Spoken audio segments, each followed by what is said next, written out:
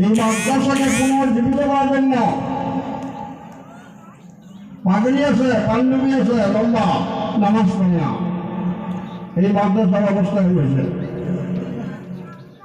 এই মাদ্রাসার অবস্থা হয়েছে।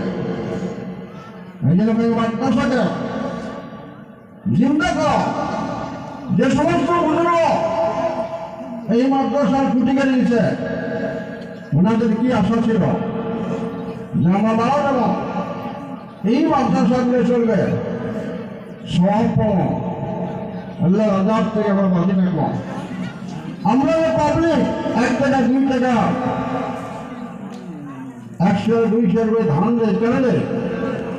বড় করে নাজাতের জন্য, বড় করে যাতে আল্লাহ জাহান্নামে না যায়। কিন্তু আজকে দেখা যায় চালা হয় মাদ্রাসা পড়া নাই, মাদ্রাসা ছাত্র নাই।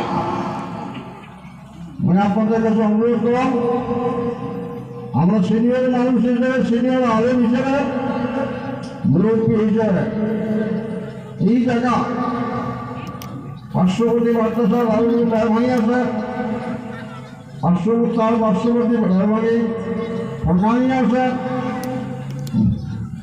মাদ্রাসা পূর্ণরূপ দেওয়ার জন্য ছাত্র দেন এবং ওস্তাদগুলা কেয়ার করে লক্ষ্য দেন।